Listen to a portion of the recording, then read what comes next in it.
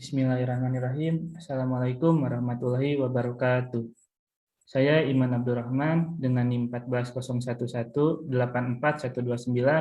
dari kelas MB 4203, izin untuk mempresentasikan mengenai proposal metodologi penelitian dan penulisan ilmiah yang berjudul Analisis Pengaruh Faktor Internal dan Eksternal yang Mempengaruhi Pembiayaan Bermasalah pada Bank Umum Syariah di Indonesia.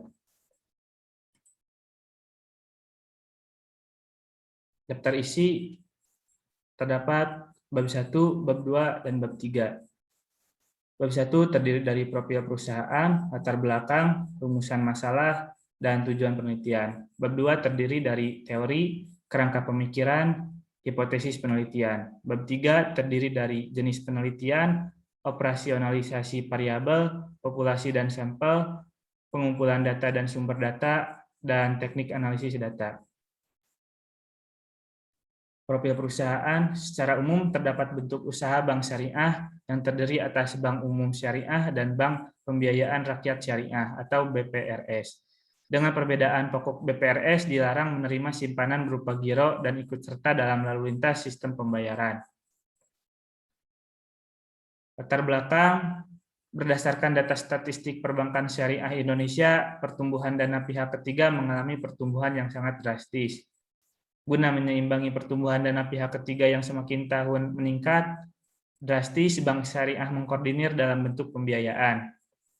Oleh karena itu, bank harus memperhatikan berbagai faktor dan aspek apa saja yang harus dipertimbangkan dalam pengambilan keputusan terhadap masalah pembiayaan atau penyaluran dana pada masyarakat.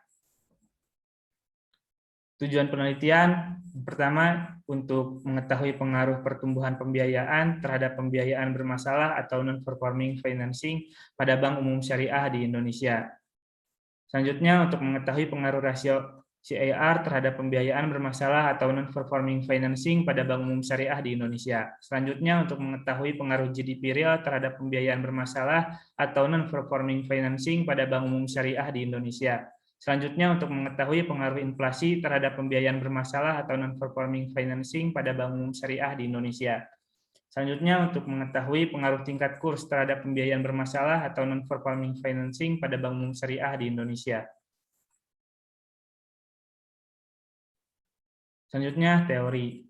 Pembiayaan menurut Undang-Undang Nomor 21 Tahun 2008 tentang Perbankan Syariah Pasal 1 Poin ke-25 menjelaskan bahwa pembiayaan adalah penyediaan dana atau tagihan yang dipersamakan dengan itu berupa transaksi bagi hasil dalam bentuk mudharabah dan musyarakah. Selanjutnya, transaksi sewa menyewa dalam bentuk ijarah atau sewa beli dalam bentuk ijarah mutahiyah bitamalik. Selanjutnya, transaksi jual beli dalam bentuk piutang murababah, salam, dan istisna. Selanjutnya, transaksi pinjam meminjam dalam bentuk piutang qard, dan transaksi sewa menyewa jasa dalam bentuk ijarah untuk transaksi multi jasa. Selanjutnya ada non-performing financing, adalah rasio antara pembiayaan yang bermasalah dengan total pembiayaan yang disalurkan oleh bank syariah. Berdasarkan kriteria yang sudah ditetapkan oleh Bank Indonesia, kategori yang termasuk dalam NVF adalah pembiayaan kurang lancar, diragukan, dan macet. Selanjutnya ada kerangka pemikiran. Non-performing financing dipengaruhi oleh dua faktor. Yang pertama ada faktor internal yang terdiri dari pertumbuhan pembiayaan dan adekuensi rasio. Faktor kedua adalah faktor eksternal yang terdiri dari gross domestic product, inflasi, dan tingkat kurs. Selanjutnya hipotesis penelitian. Hipotesis pertama yaitu pembiayaan berpengaruh positif terhadap NVF. Hipotesis 2, KAR berpengaruh negatif terhadap NVF. Hipotesis 3, GDP berpengaruh negatif terhadap NVF. Hipotesis 4, inflasi berpengaruh positif terhadap NVF. Hipotesis 5, kurs berpengaruh positif terhadap NVF. Selanjutnya jenis penelitian. Untuk unit analisis, jenis penelitian ini termasuk ke dalam kelompok. Untuk metode, jenis penelitian ini termasuk ke dalam kuantitatif. Untuk tujuan, jenis penelitian ini termasuk ke dalam deskriptif. Untuk tipe penyelidikan, jenis penelitian ini termasuk ke dalam kausal, dan untuk waktu jenis penelitian ini termasuk ke dalam cross section. Selanjutnya ada tahap penelitian.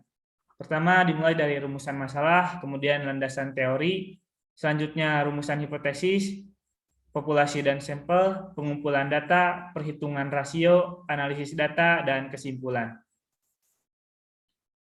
Selanjutnya operasionalisasi variabel. Terdapat dua variabel. Yang pertama ada variabel dependen, yaitu pembiayaan bermasalah atau non-performing financing, dan untuk variabel independen yaitu pertumbuhan pembiayaan, capital adequacy ratio, gross domestic product, inflasi, dan tingkat kurs. Selanjutnya populasi dan sampel. Penelitian ini menggunakan 15 perusahaan untuk populasinya, yaitu 15 perusahaan perbankan umum syariah yang terdaftar di Otoritas Jasa Keuangan Indonesia. Untuk sampel penelitian ini yaitu 13 perusahaan perbankan umum syariah yang terdaftar di Otoritas Jasa Keuangan Indonesia periode tahun 2014 sampai dengan tahun 2017. Untuk pengumpulan data dan sumber data, data yang dikumpulkan pada penelitian ini adalah data sekunder menggunakan teknik pengumpulan data studi kepustakaan dan dokumentasi, yaitu laporan statistik tahunan Bank Umum Syariah yang diperoleh dari media internet dengan cara mendownload melalui situs Otoritas Jasa Keuangan Indonesia. Selanjutnya teknik analisis data. Itu terdapat analisis deskriptif yang bertujuan untuk menggambarkan secara sistematis sebuah fakta, karakteristik suatu objek atau subjek yang diteliti secara tepat. Kemudian uji asumsi klasik yang terdiri dari normalitas, heteroskedasitas, autokorelasi, dan multikolinearitas. Selanjutnya ada analisis regresi berganda dan ada pengujian hipotesis yang terdiri dari uji model koefisien determinasi, pengujian secara simultan atau uji F, dan pengujian secara parsial atau uji T. Baik, terima kasih. Cukup sekian presentasi dari saya. Kurang lebihnya mohon dimaafkan. Terima kasih atas perhatiannya.